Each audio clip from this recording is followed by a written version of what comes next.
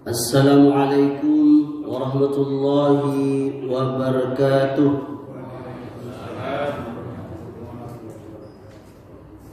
Innal hamdalillah nahmaduhu wa nasta'inuhu wa nastaghfiruh wa na'udzu billahi min shururi anfusina wa min sayyiati a'malina. Man yahdihillahu fala mudilla lahu wa man yudlil fala hadiya lahu. Wa asyhadu an la ilaha illallah wahdahu la syarika lahu wa asyhadu anna Muhammadan abduhu wa rasuluh sallallahu alaihi wa ala alihi wasallam.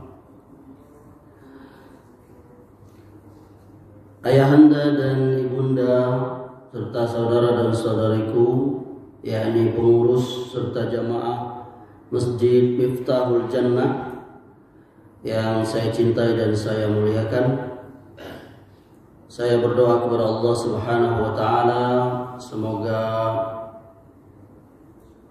kalau ada di antara kita atau keluarga kita, suami kita, istri kita, anak kita yang sedang ditimpa ujian oleh Allah Subhanahu wa taala, baik itu kehidupan, ekonomi ataupun kesehatan, yang ditimpa sakit, semoga Allah Subhanahu wa taala memberikan kesembuhan yang sempurna dan yang terbaik, dan keluarga Allah juga berikan kesabaran dan pahala yang besar.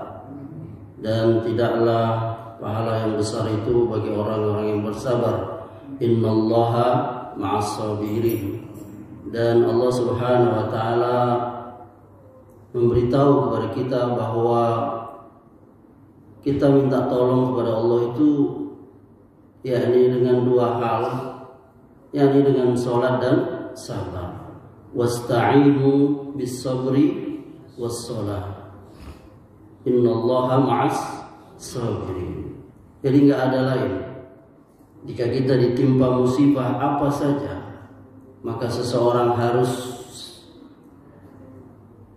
lebih lagi meningkatkan kualitas dan kuantitas, yakni salatnya dan juga sabarnya. Dan Allah akan pasti menguji kita. Wala nabluwannakum bisyai'in minal khauf wal ju' wa naqsi minal amwal wal anfus was samarat wa basyiris sabirin. Allah akan menguji kita. Dan di situ terlihat mana orang yang sabar, mana orang yang dia berbohong. Dan semua kita akan diuji. Ya. Baik itu ujian yang baik atau ujian yang buruk. Kita menyangka ujian itu yang buruk-buruk saja, sakit, miskin, apalagi. Tapi ternyata ujian yang berat itu ujian yang enak, karena orang tidak menyadarinya. Ujian kekayaan, ujian sehat, ya kan? Dan hilangnya ketika apa? Ketika hilang itu, dia tahu nikmat sehat itu ketika datang sakit. Dia tahu nikmat waktu yang luang itu ketika dia mendapati waktunya yang sempit karena kesibukan, dan seterusnya. Semoga Allah Subhanahu wa taala memberikan kita pahala yang besar. Ayahanda dan ibunda yang dimuliakan oleh Allah, agama kita adalah agama ilmu.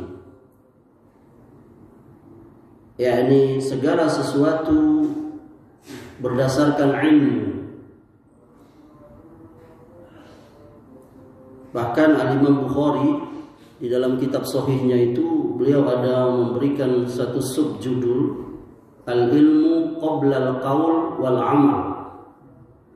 Ilmu sebelum berkata dan berbuat. Maka Allah Subhanahu wa taala mencela seseorang yang tidak berilmu. Wala taqfu ma laisa laka bihi ilm. Inna sam'a wal basara wal fuada kullu ulaika kana anhu mas'ula. Surah Al-Isra ayat 36. Al-Isra ayat 36. Jangan kamu mengikuti, kata Allah, sesuatu bil ilmu, yakni tanpa ilmu. Karena apa? Karena pendengaran, penglihatan dan hati semuanya itu akan diminta tanggung jawab, ibunda. Jadi nggak boleh di dalam Islam itu pak turut. Apa itu pak turut? Yakni seperti kerbau yang dicocok hidungnya itu. Dia tidak tahu bahwa dia akan dibawa ke jagal. Maka seorang muslim nggak boleh dia. Maka di dalam Islam nggak boleh pak turut. Ada dalam bab itu kita nggak boleh tasabbuh bil kuffar. Surah 17 ayat 36. Ibunda langsung cek ya. Tak boleh kita tasabbuh bil kuffar, yakni mengikuti orang-orang kafir. Dalam hal apa? Dalam hal kekhususan mereka, apa saja. Kalau itu khusus mereka, nggak boleh. Apa saja. Apalagi dalam hal akidah, ibadah. Kalau itu sudah nggak khusus lagi, makanya dulu para ulama Indonesia mengharamkan pakai dasi, pakai apa? Pakai jas dulu. Kenapa? Karena pada saat itu memang yang pakai dasi, yang pakai apa? Jas itu hanya orang kafir. Nah sekarang karena sudah semua udah pakai, maka dia nggak lagi. Tapi kalau itu kekhususan orang kafir, nggak boleh kita tirunya. Ustadz makan nasi macam mana? Nah, makan nasi semua makan nasi, nggak apa-apa makan nasi. Nah, makanya nanti berapa hari nanti ada tahun baru nggak boleh. Para ulama ijma, ulama salaf, ulama dulu mengharamkan, yakni kita ikut-ikutan hari raya orang-orang kafir, orang-orang musyrik. Bukan hanya Natal, semuanya. Semua hari raya non muslim nggak boleh. Ijma itu ulama. Baru sekarang aja beberapa ulama kontemporer yang bolehkan. Dan itu keliru. Cukup dalilnya lakum dinukum. Apalagi yang mau kita pahami dari ayat itu? Orang yang awam juga tahu, untukmu agamamu, untukku agamamu, urusanmu. Lalu kenapa ya kita ikut-ikutan? Nabi itu orang yang paling toleransi kalau alasannya toleransi. Di zaman itu sudah ada perayaan, banyak perayaan agama Yahudi, agama orang musyrik, hari raya orang Nasrani, sudah ada. Tapi Nabi nggak pernah kita dapat berita. Padahal beliau orang yang paling toleransi. La ikraha fid din. Beliau tidak memaksa, sesuai perintah Rabbnya Allah. Nggak boleh kita memaksa orang masuk Islam. Nah oleh karenanya ayahanda ibunda, dari tadi kita mengetahui bahwa sesuatu, maka seorang Islam nggak boleh dia berkata, beramal, berkeyakinan tanpa ilmu. Dia harus ditanya apa dalilnya. Kalau dalam bahasa agama itu dalilnya mana? Dalil itu apa ibunda? Dalil apa ibunda? Dasar. Alasan kau itu ngapa? Kau sholat subuh 2 rakaat itu dalilnya mana? Dasarnya apa? Makanya dalam Islam itu kita tahu dalil itu ada 2 secara garis besar, yakni dalil naqli dan dalil akli. Dalil naqli itu nas-nas, sumber-sumber dari agama kita, yakni Al-Quran, yakni hadis. Kemudian dari Quran hadis itu muncul ijma. Kalau dalam fikih itu ada nanti masolihul mursalat, amal Madinah, kias. Itu bab fikih. Ini dalil. Jadi seorang Islam itu biasa saja kalau ditanya, jangan kita marah. Bapak takbir sholat seperti ini dalilnya mana? Jangan marah kita. Oh iya mana? Karena tadi itu ingat tadi itu. Dalam Islam itu nggak boleh kita berkata, berkeyakinan tanpa ilmu.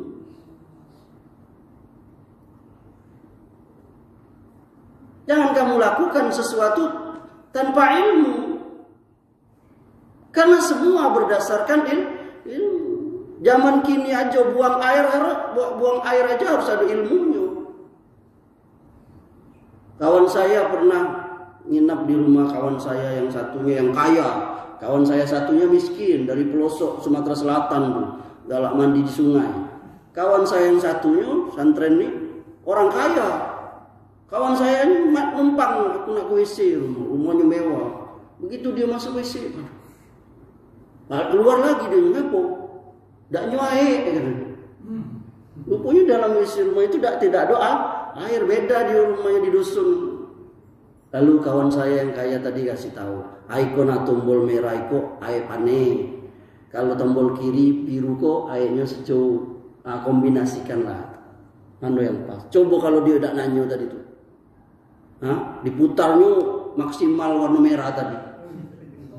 Kira-kira macam mana nya cebok? Lepas galo itu perabotan. Nah itu jadi semuanya ambil ilmu. Islam mendasari ilmu. Kenapa orang berbondong-bondong masuk Islam? Ilmu. Dalam Islam itu tidak boleh. Lihat. Kenapa kamu berkata Allah itu esa? Allah yang mengatakan qul huwallahu ahad. Allahus samad lam yalid wa lam yulad wa lam yakul lahu kufuwan. Sementara orang di luar Islam yang berkata Allah punya anak, nggak punya dalil. Di mana dasarnya? Dasar kamu mengatakan mana?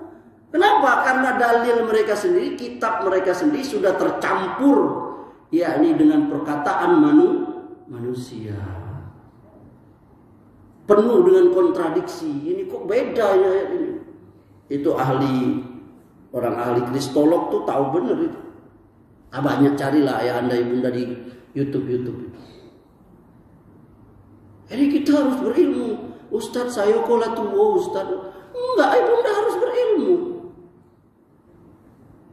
Minimal ibunda paham yang ibunda kerjakan ini ada dalilnya.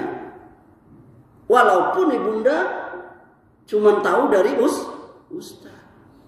Karena dalam Islam itu ada dua, orang alim dengan muqallid.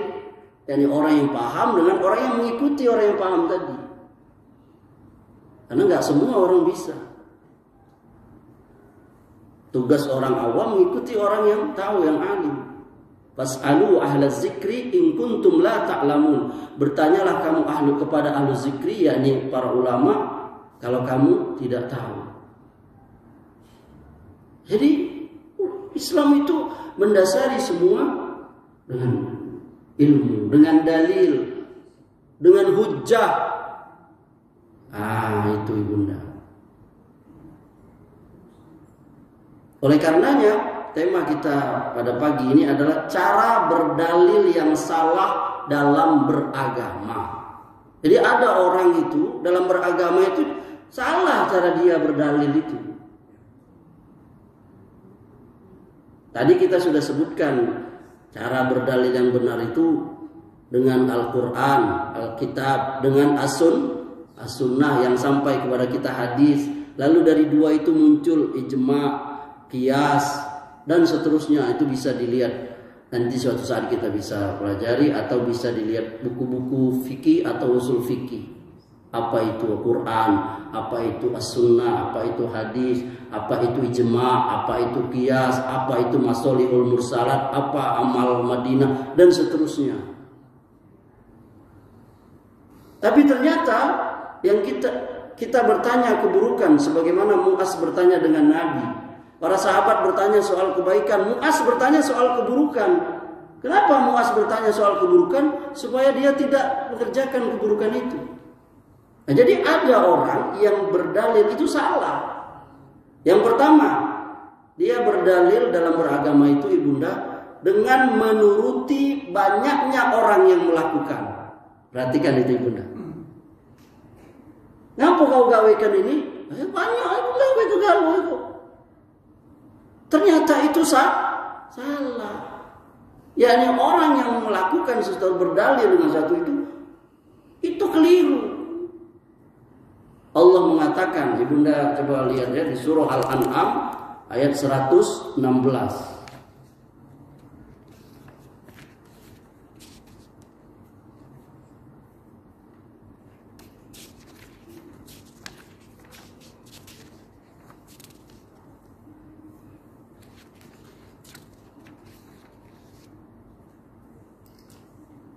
Silakan kalau ada yang mau lihat Qur'annya. Allah katakan, udah ketemu? Wa in tuti' aktsara man fil ardi yudilluka an sabilillah iyattabi'una illa az-zanna wa inhum illa yakhrusun. Ibunda ketemu? Coba baca Ibunda terjemahnya. Surah Al-An'am ayat 116, atau Ibunda yang sebelahnya boleh kalau enggak baca. Coba baca terjemahnya. Surah Al-An'am surah ke-6 ayat 116.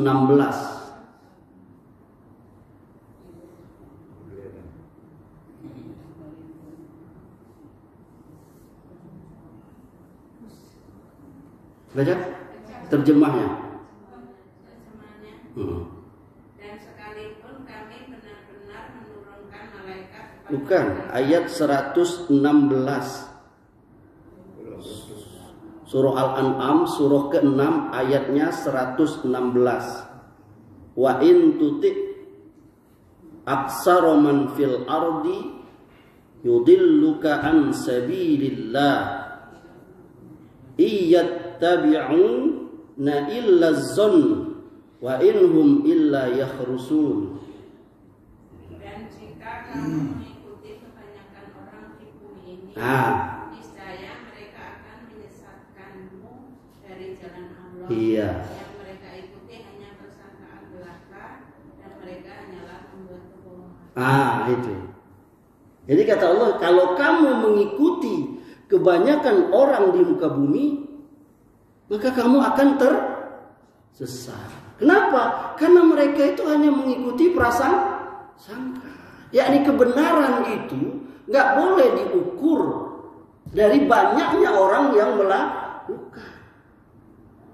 Jadi kebenaran itu dilihat, ini ada dalilnya nggak Quran? Walaupun banyak orang melakukan itu. Ada orang, kan banyak orang minta-minta di kuburan. Ya Habib ini, ya Syekh ini, Syekh Syekh ini, ya Mbah ini, ya Sunan ini.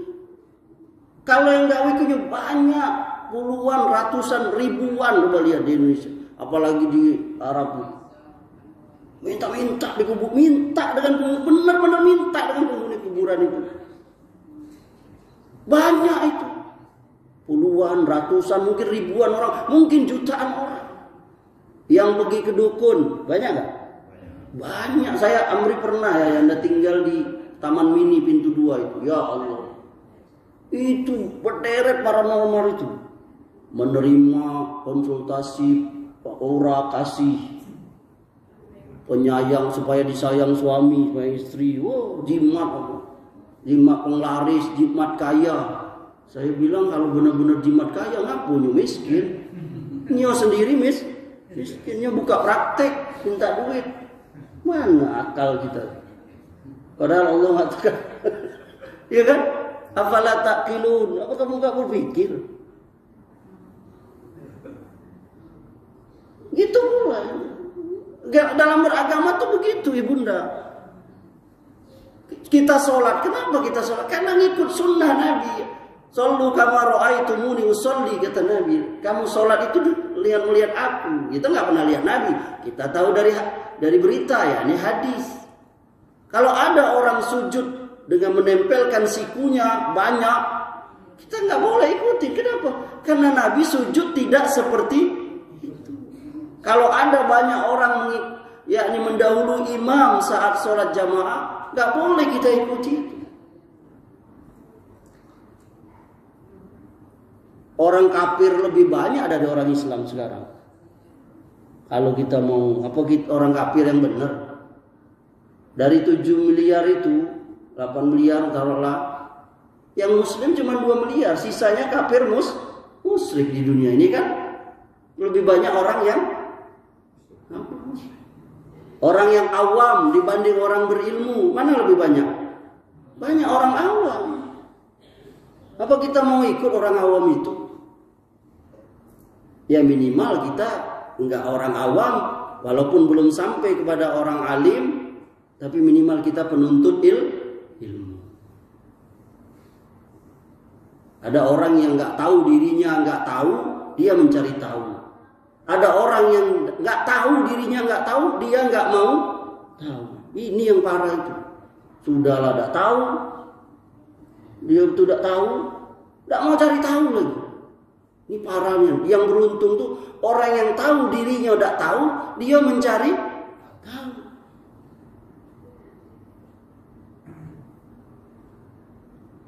Dan dalam buku-buku usul fiqh misalnya, tidak disebut metode tarji itu, yakni dengan mengambil pendapat orang banyak.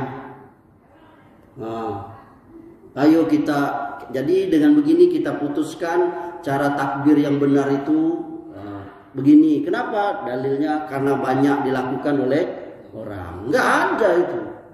Lihat tarji Muhammadiyah, enggak ada. Ini menurut Quran, menurut hadis ini, menurut pendapat ulama ini mengatakan begini ya, kita simpulkan bahwa bla bla bla bla. Itu. Yang kedua, cara berdalil yang salah dalam beragama itu sebagian manusia, yakni dia berdalil dengan mimpi. Iya. Ngapa kau baca itu, bacaan itu? Oh, aku mimpi ketemu dengan Nabi.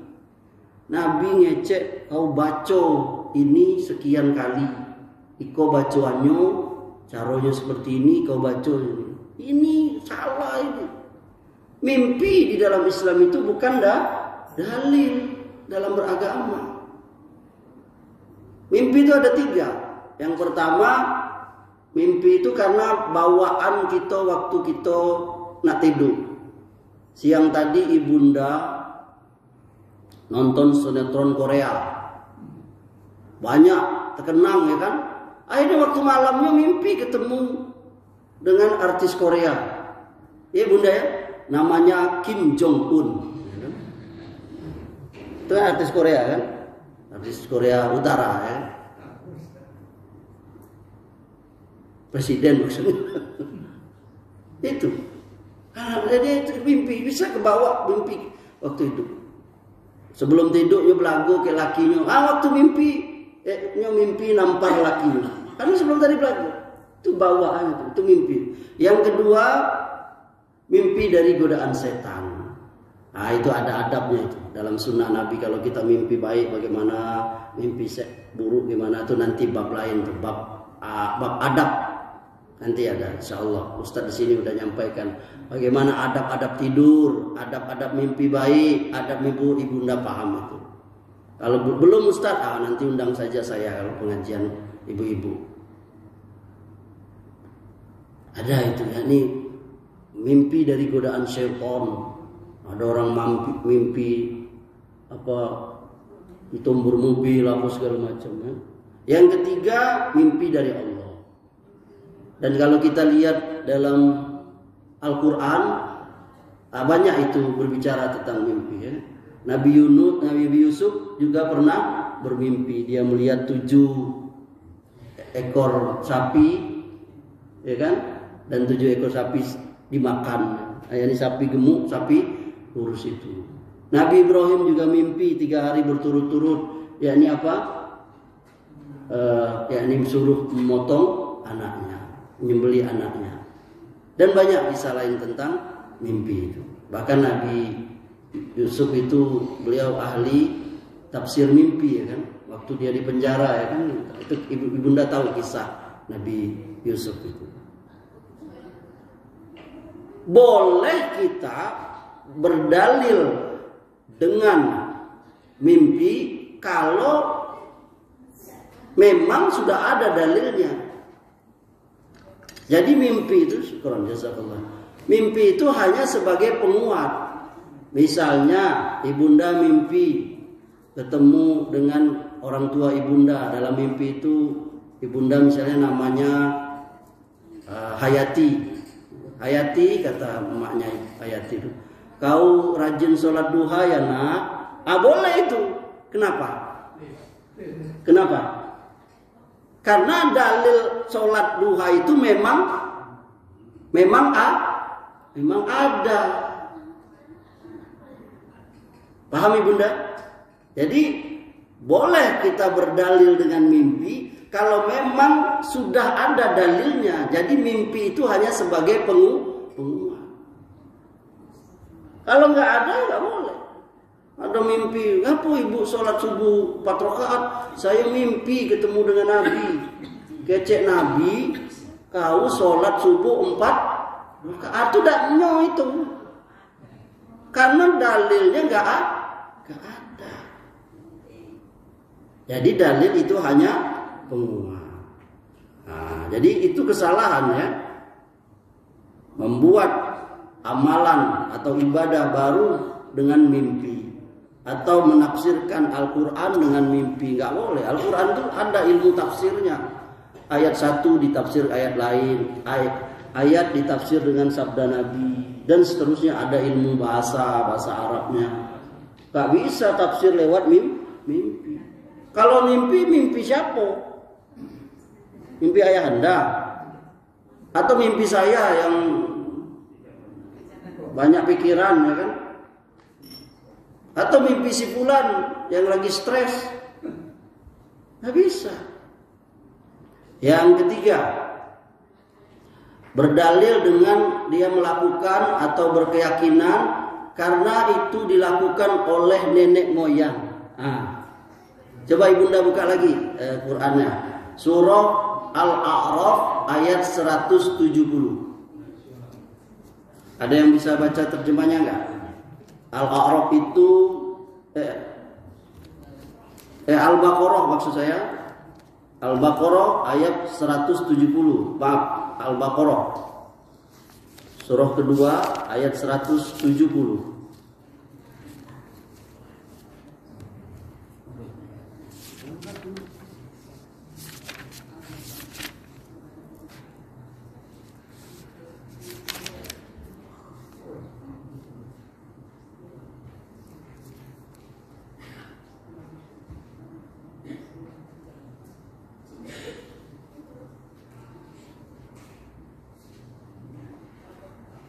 Ketemu?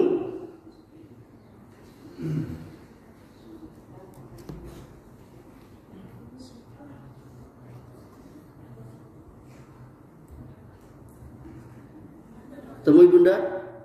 Allah Subhanahu wa taala berfirman, "Wa iza qila lahum ittabi'u ma anzalallahu qalu bal nattabi'u ma faina alaihi aba'ana awalau kana aba'uhum la yaqilun na syai'a wa la yahtadun." Baca ibunda terjemahnya. Siapa yang udah ini? Al-Baqarah 170.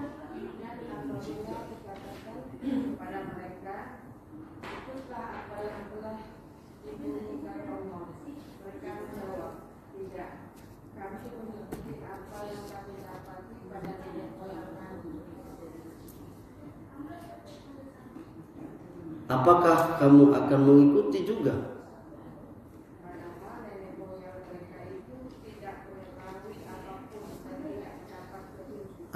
Jadi ada orang itu, dia beragama itu, ngapa kamu lakukan ini? Kami melakukan ini karena mengikuti nenek moyang. Kami dapati nenek moyang kami seperti ini. Nabi Muhammad itu ketika beliau mendakwakan ini, itu Abu Jahal, Abu Lahab, itu kau nikmat. Nah, kalau bahasanya kan, kau ni Muhammad baru anak kemarin sore, ya kan? Baru kemarin sore nak ajar kami. Ini kami sudah nyembah ini dari dulu. Kau, apalagi si Amri, kau ni Amri baru bisa ngaji dikit aja lah. Nah, contohnya itu ya. Ini nggak boleh beragama itu nenek moyang itu. Apakah kamu akan ngikutin juga, kata Allah. Nenek moyang itu, padahal nenek moyang kamu tidak tahu. Tidak berilmu, nggak dapat tunjuk tuh. Ayat ibunda nanti baca lagi. Itu surah 2 ayat 170 itu. Al-Baqarah. Ada juga di surah Al-Maidah ayat 104. Ada juga di surah Luqman ayat 21. Ada juga di surah Az-Zukhruf ayat 22. Itu semuanya berkisah tentang orang-orang yang ngikuti datuk-datuknya, nenek moyangnya. Jadi gak mau, kalau istilah itu taklid buto,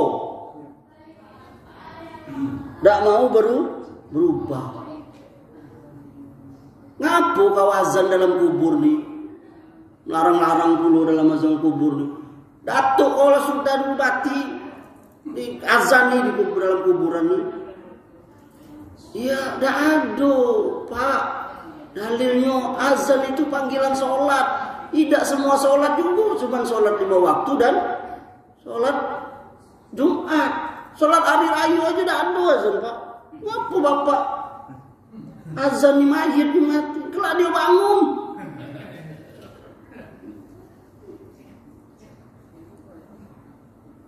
Memang kadang orang harus lihat Nabi Ibrahim itu waktu dia berdebat dengan Namrus itu.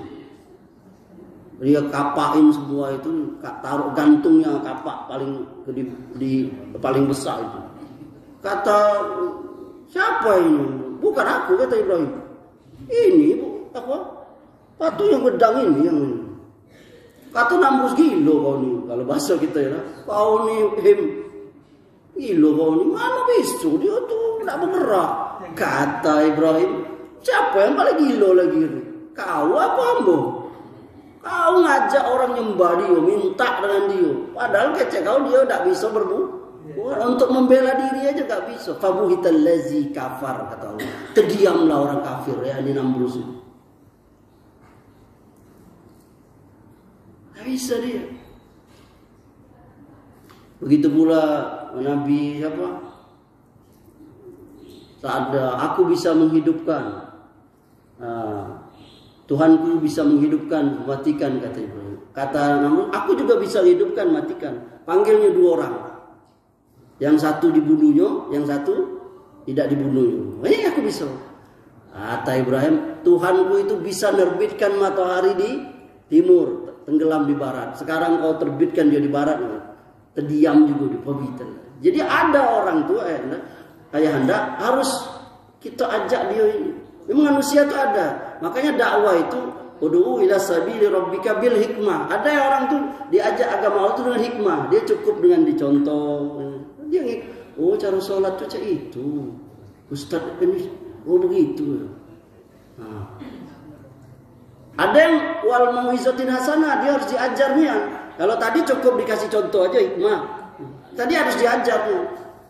Ada yang ketiga, wajadilhum billati hiya ahsan. Harus berdiskusinya, harus berdebat. Wah, ini orang yang agak-agak teka, ini harus diajar. Jadi kalau jadi ustadz memang harus dia ada ilmu, sedikit ilmu. Tidak usah banyak-banyak. Ngapain berdebat, ya kan? Orang tidak mau ikut, ya sudah, ya kan? Kalau debat terlalu ini keras hati kan. Ujung-ujung balik meja, ninju dinding. Untung tidak berkelahi, ya kan? Nah itu. Yang keempat, orang berdalil itu karena melihat banyaknya harta orang yang melakukan. Itu ayat ibunda bisa dilihat di surah 34 ayat 34 dan 36. 34 itu Az-Zukhruf ya.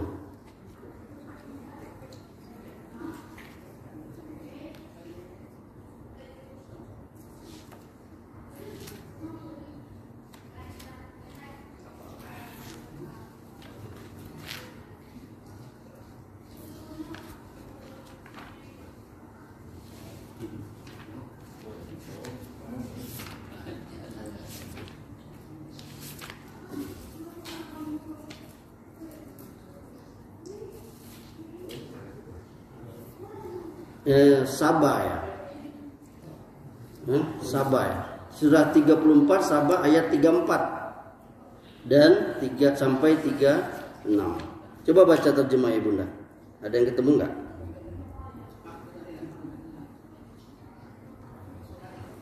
Surah Saba, surah 34. Ayatnya juga 34.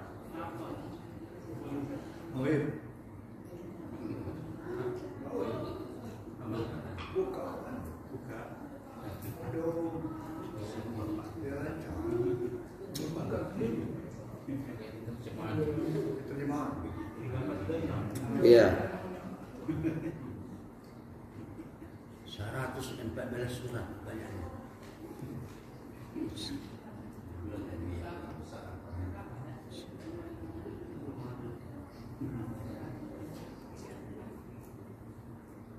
Qul may yarzuqukum minas samawati wal ardh. Ada? Baca Ibunda, ada terjemah sudah ketemu. Saba 34 ayat 34 sampai 36.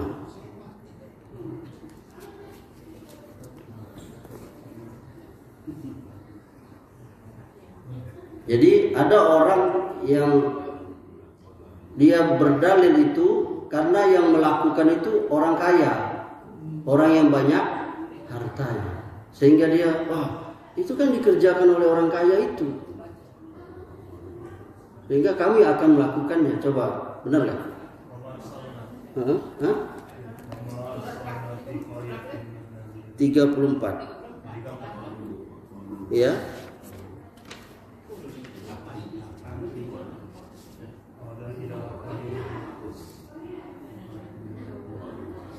Ya. Wa ma arsalna fi qaryatin min nazir illa qalu mutrafuha inna bima ursiltum bihi kafirun wa qalu nahnu aktsaru amwalan wa aulada wa ma nahnu bimu'azzabin. Baca, temui Bunda.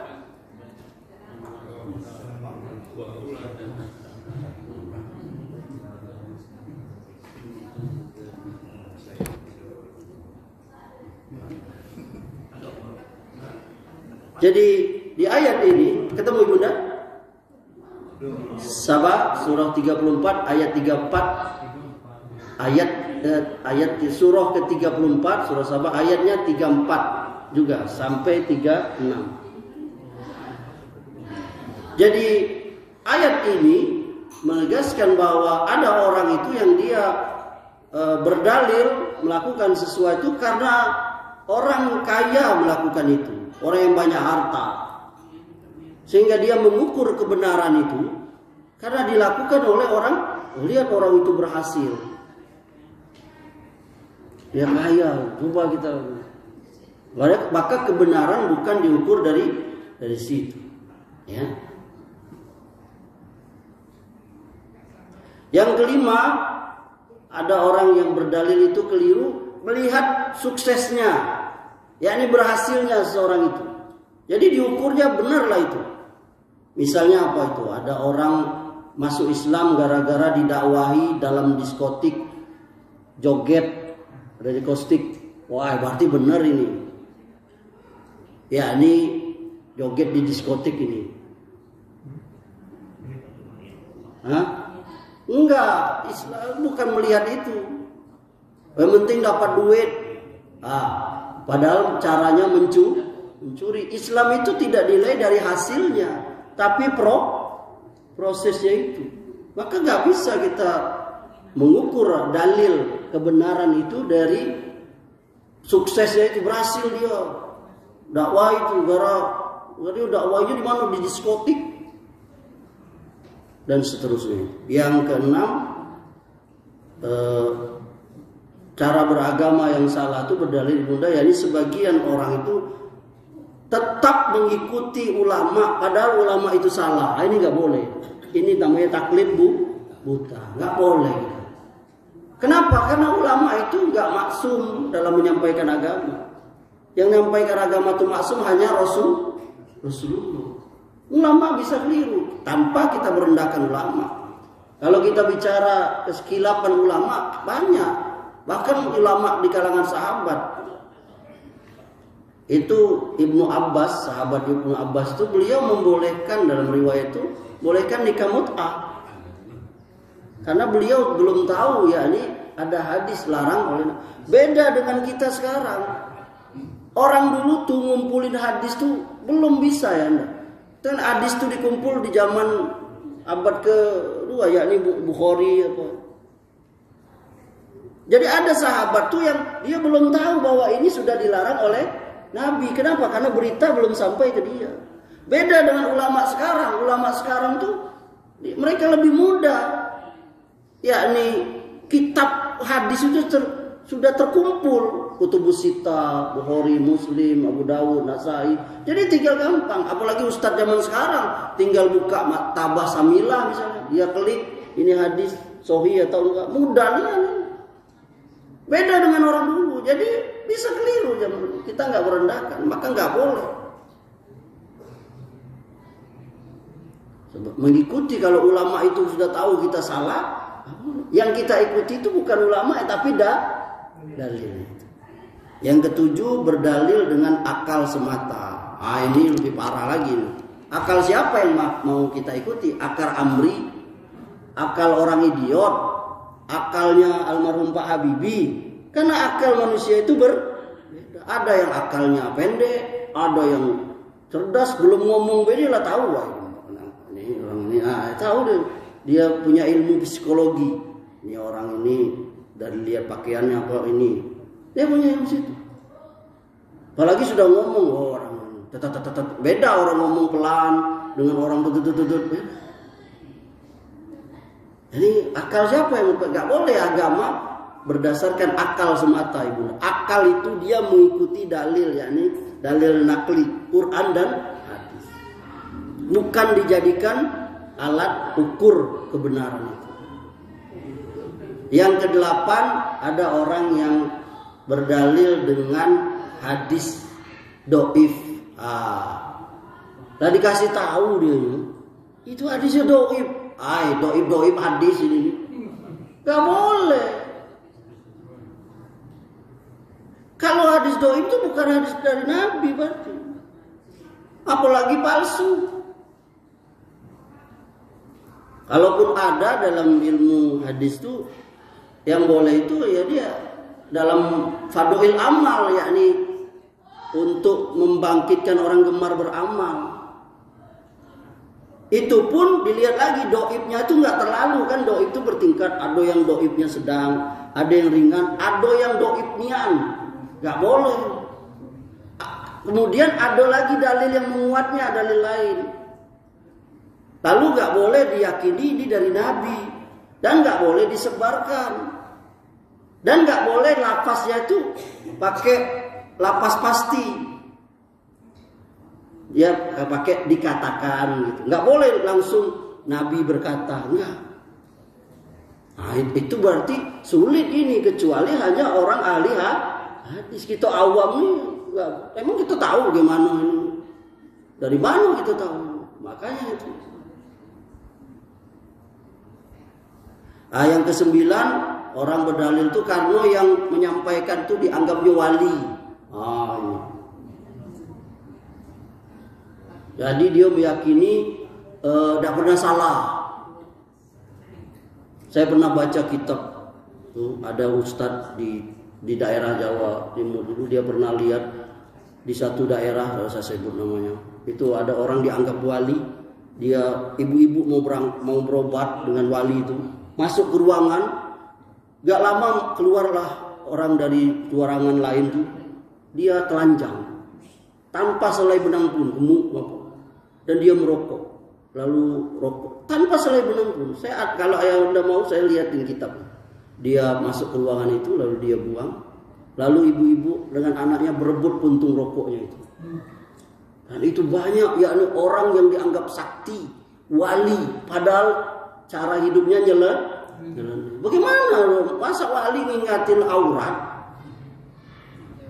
Yang kita tahu ngeliatin aurat itu orgi. Kalau sekarang tuh apa? Orang dalam ODGJ. Itu lihat tuh, bener-bener ini. Sekarang ini kita lihat. Kata wali. Padahal yang namanya wali itu orang yang takut kepada Allah. Kita ini semua wali ini. Saya walimu, wali murid saya. Ayah Anda wali nikah ya. Pak Dedi, Pak Elmi wali kota ya. Itu. Tadilah dipesan Amri, tidak usah panjang. Jam 6 kurang dialog. Ini sebenarnya masih banyak ini. Ada 20-an, ini baru sampai poin ke 9. Mungkin kita lanjutkan tahun depan. Karena ini ada akhir Desember. Silakan ayahanda ibunda kalau ada yang ingin menambahkan. Kalau bertanya yang mudah-mudah aja. Jangan bertanya soal fisika, matematika, saya tidak bisa jawabnya. Silakan ibunda.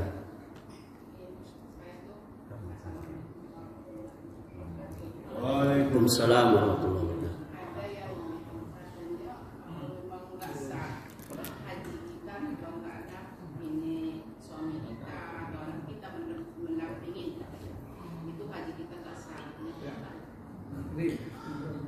Pertama, ada dua hukum di sini, yakni hukum haji itu sendiri.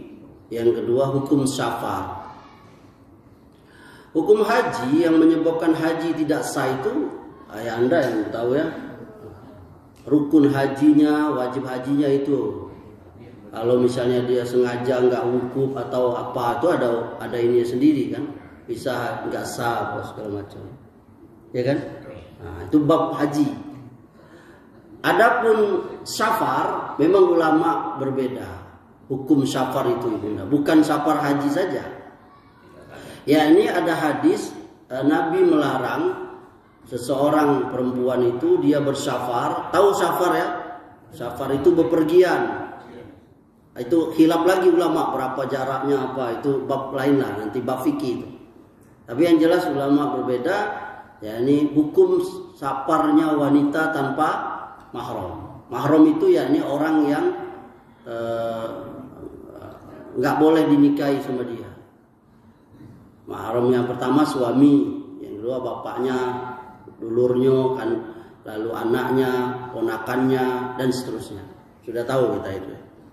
Nah, Rasulullah mengatakan nggak boleh perempuan itu safar, yakni tanpa mahram.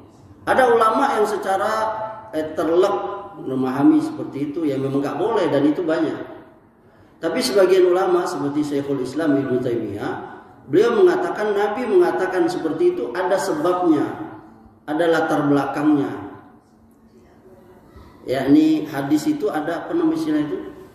Secara tekstual dan ada kontekstual. Jadi kontekstualnya di zaman itu, yakni perempuan itu pergi tidak aman kalau dia sendiri. Nah, kalau keadaan sudah aman, maka bagian ulama membolehkan. Misalnya dia dengan pergi bersama-sama wanita yang lain, gitu, pergi safar itu.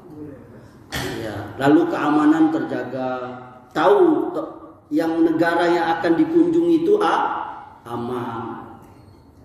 Lalu perjalanannya juga beda. Kalau dulu kan orang jalan kaki, naik onta, naik apa?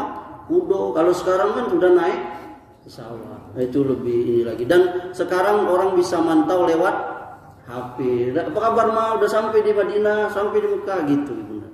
Jadi kalau Amri pribadi, Bunda berpendapat yakni boleh, yakni seorang wanita dia bepergian, apalagi dalam rangka ibadah. Tapi kalau dalam rangka yang lain saya nggak ini, misalnya dalam rangka pelesiran atau apa itu ya. Tapi kalau dalam rangka ibadah, yakni apalagi haji, umroh, maka saya lebih cenderung ya, pendapat saya pribadi, saya mengikuti kata ulama yang membolehkan dengan syarat tadi itu. Tapi saya menghormati kalau ada pendapat ulama atau mengatakan nggak boleh, ya ini secara umum wanita nggak boleh pergi safar tanpa mahram. Lah, bukannya ini pergi haji Pak Ustaz? Dijawab oleh mereka, haji itu syaratnya mampu. Salah satu mampunya ya ini dia ada mahram. Kalau dia nggak ada mahram berarti dia termasuk nggak mampu, walaupun dia punya fulus. Paham Ibu Bunda?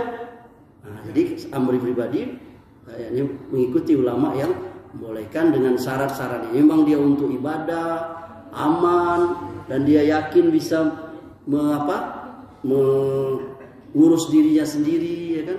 Karena kadang-kala makanya haji itu sebenarnya kami yang muda-muda ini harusnya, bukan yang sudah kaya-kaya baru pakai haji. Kenapa? Haji itu butuh tenaga, bukan hanya uang. Tawaf itu 7 kali itu berapa kilo? Sekilo ada dah 7 kali putar. Hah? Ada. Nah, apalagi sekarang berebut itu naik kate. Tambah jauh lagi. Perlu fisik. Ibunda baru naik tangga juga. Belum lagi wukuf. Kalau tidak banyakin duitnya 400 juta. Ada yang ngendong ibunda, dorong ibunda. Di wukuf, waktu wukuf tendanya elok. Ada AC-nya ya anda yang nganain haji nih. Ada kasur empuk. Makanan berlimpah luah. Nak apa ya, nak apel. Komplit itu. Nangko Belanda ada dah. Pokoknya segala buah-buahan ada. Itu ibunda. Jadi saya lebih cenderung dapat boleh dan insya Allah sah. Selama syarat-syarat sahnya haji. Nah, itu bab ini ya, tahu syarat haji, baju haji dan seterusnya. Wallahu taala a'lam. Ustaz yang disampaikan Bunda tadi, karena kita paham dia alasan yuridisnya karena dia suaminya meninggal. Tapi ada kekhawatiran lain karena dari informasi satu sama lain. Karena dia berangkat, suaminya meninggal. Jadi yang maksud saya itu ditekankan bahwa dia harus yakin bahwa saya itu korek.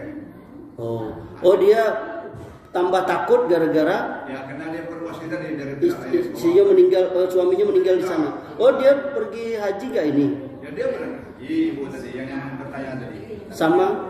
Tidak sendiri karena suaminya meninggal. Oh sudah meninggal. Nah, jadi maksud saya biar awal lebih percaya bahwa saya itu benar-benar tidak jadi masalah. Ada masalah itu tadi saya. Ada hadisnya ada lah itu. Tapi sudah saya jelasin tadi kan. Tapi ulama beda. Tapi dengan adanya kata-kata dari pihak lain tadi dia khawatir. Ini sia-sia kerjaan ini. Nggak ada soal sah atau tidaknya nggak berkaitan dengan itu. Ya namanya kita ilmu kurang. Sah tidak haji itu kita buka dengan pelajaran bab fikih ya ini haji. Apa yang sah haji nggak sah ya kan? Apa membuat haji itu bayar dam? Wah, itu panjang itu ibunda. Yang kita tanya tadi masalah benar enggak hajinya tidak sah gegara pergi hajinya tidak sama mahram. Kalau orang itu berpendapat misalnya benarlah itu pendapat tidak boleh atau haram yakni haji tanpa mahram, dia berdosanya mahram tanpa mahram perjalanan. Adapun hajinya itu lain lagi, paham nggak? Paham bisa bedain? Yakni safar itu ada hukum tersendiri, haji itu ada sendiri. Sama seperti wanita berkata, tidak apa-apa, aku tidak pakai jilbab, yang penting aku sholat. Itu keliru. Sholat itu hukum tersendiri, menutup aurat itu hukum sendiri, nggak bisa dicocok-cocok, jelicok. Nanti orang berkata, tidak apa-apa lah, aku cilok. Yang penting aku untuk bantu, aku Robin Hood, satu bisu itu ya. Maling itu hukumnya haram dan itu beda itu. Nah itu supaya paham itu bukan main-main itu memang kasih perumpamaannya supaya kita paham. Jadi beda antara sahnya tidaknya haji kayak hukum dengan safar itu sendiri-sendiri tadi. Yang setahu saya kalau kita pilih jadi safar itu sendiri memang ulama berbeda. Ada yang letterly memang nggak boleh, tapi yang membolehkan ada, dia tidak boleh itu ada sebabnya. Jadi kalau sebab-sebab tidak boleh itu hilang, misalnya karena bahaya atau apa, nah dia boleh. Apalagi, tapi dia memberi catatan juga, apalagi dalam rangka ibadah, bukan dalam rangka pelesiran, apalagi maksiat. Mau kemana, Bu? Ambo nak pergi ke Hawaii, nak main judi situ, ngabisi duit 2 miliar. Itu ya tidak boleh itu. Itunya ada tidak boleh, apalagi hukumnya sendiri bertumpuk lah di situ. Hah? Apalagi itu bab haji itu ya, panjang lah itu. Sah ya, yang dabian.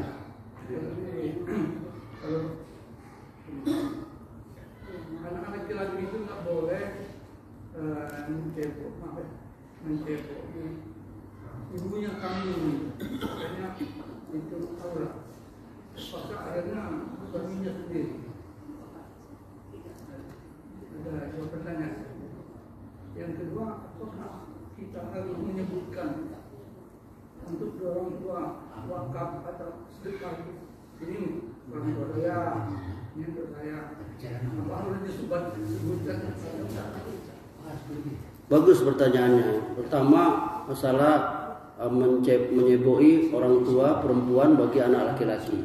Itu ulama mengatakan bahwa yang memandikan perempuan itu yakni perempuan, sesama perempuan, mandi jenazah ya.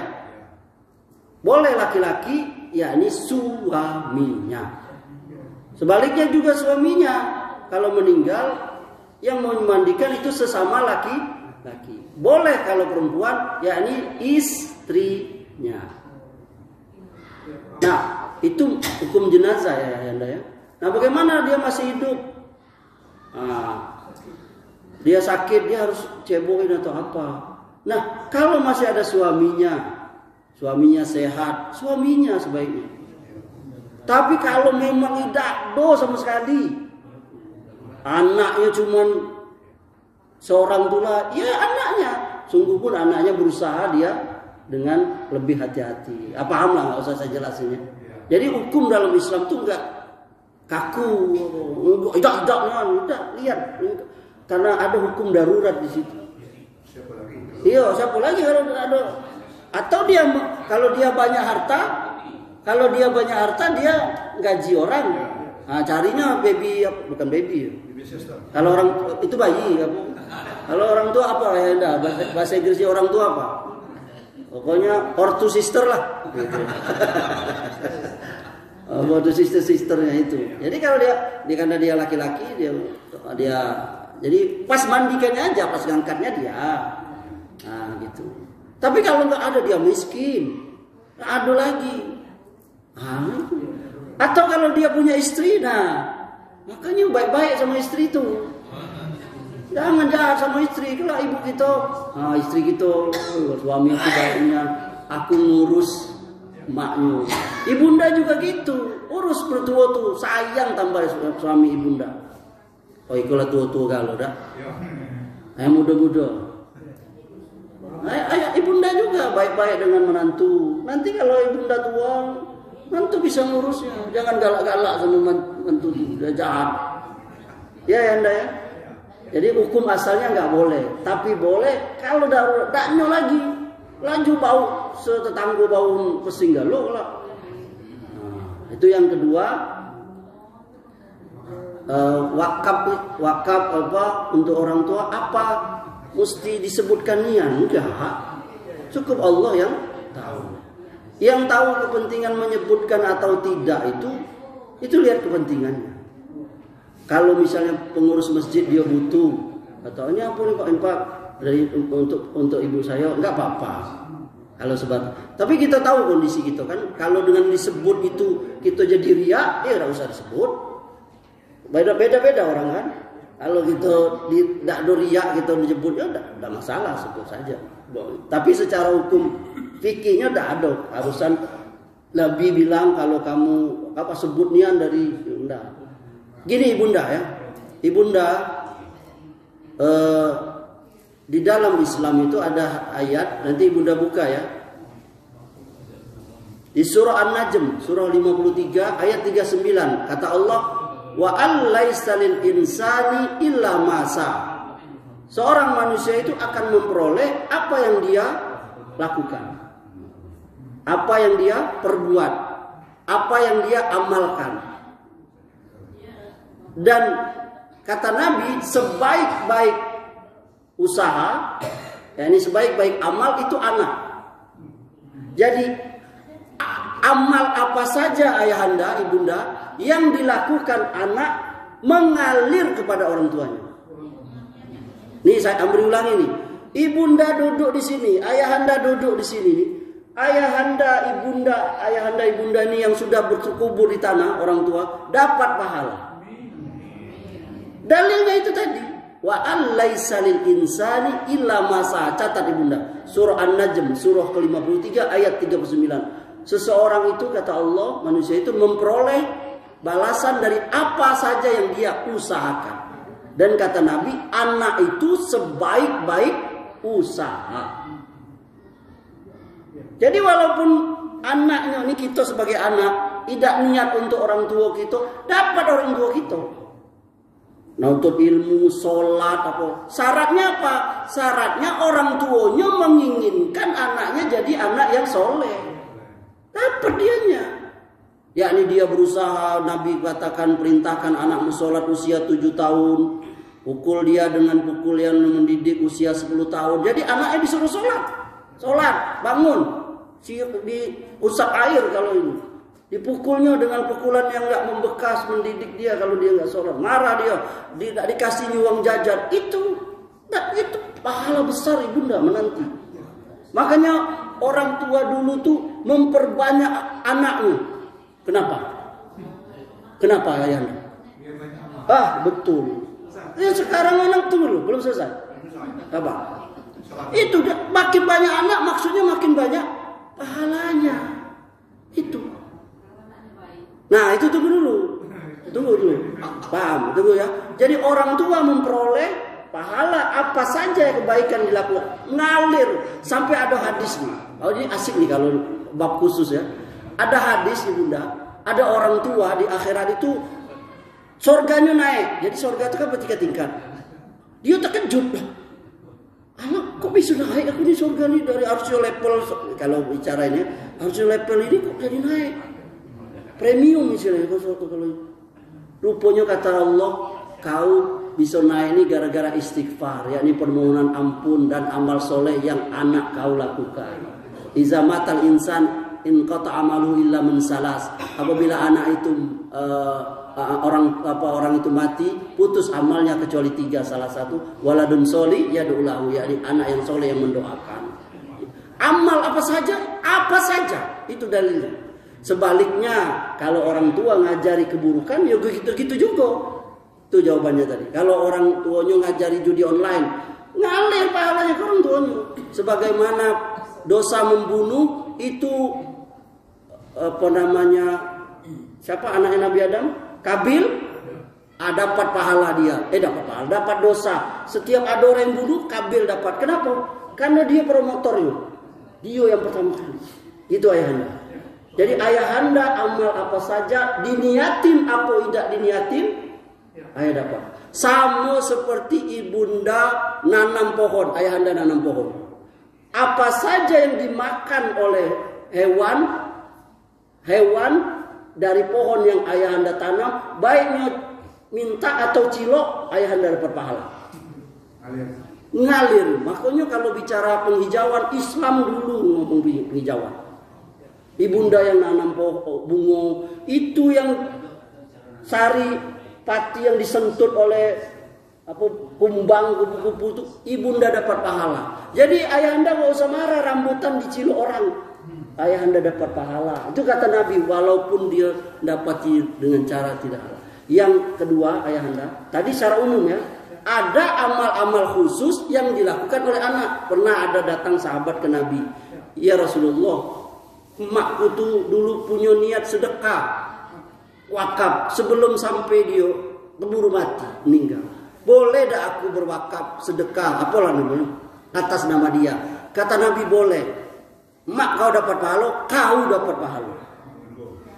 tanpa mengurangi pahala mak kau dapat. Jadi ayahanda, itu ayahanda pahala untuk ngalir orang tua ayahanda yang sudah terkubur itu dapat pahala dari ini. Untuk walaupun tidak disebut boleh, tidak disebut kok tidak apa-apa. Ayahanda lebih tahu mana saya ini. Ini untuk pahala mak aku 1 juta untuk masjid Miftaul Jannah, untuk kas dapat pahala ibunda. Yang kedua puasa. Ada sahabat ibu aku pernah puasa nazar, dia belum sempat melaksanakannya, maka dia meninggal. Kata Nabi, puasalah untuk ibu kau dapat pahala ibu kau. Yang ketiga haji dan umroh. Jadi kalau ada orang tua kita yang belum sempat umroh haji karena sakit, apalagi sudah meninggal, maka kita boleh mengumrohkannya haji dengan syarat kita sudah umroh, sudah haji. Walaupun nanti ada perbedaan ulama, apakah 1 kali safar itu boleh beberapa kali umroh atau cuma 1 kali. Wallahu ta'ala alam. Intinya boleh ya, dapat pahala tanpa sebutkan, tanpa idam. Kalau pengurus masjid, Pak Bian itu sebut nama, oh boleh, tidak apa-apa juga. Itu pahala, dapat pahala ya. Ayahanda, ibunda. Waalaikumsalam.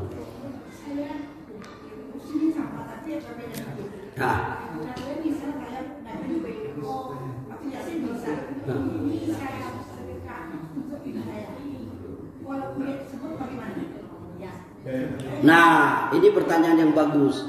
Sependek pengetahuan Amri ibunda, ibadah-ibadah yang kita hadiahkan untuk orang tua itu terbatas. Tidak semua ibadah. Sependek pengetahuan saya ya. Ya ini tadi saya sudah sebut beberapa. Puasa, sedekah, haji, umroh. Adapun misalnya tadi itu sholat apa kau ikut sholat? Bapak aku dulu tidak pernah sholat, jadi aku sholat untuk dia bapak aku. Itu sependek saya tidak ada saya. Termasuk juga yang ibunda bilang tadi, aku baca Yasin, baca Quran, hadiahnya untuk bapak aku. Bapak aku dulu tidak bisa baca Quran. Sependek saya tidak ada dalil. Tapi yakinlah ibunda membaca Quran, pahalanya ngalir. Bisa bedain? Paham? Jangan salah pengertian dulu.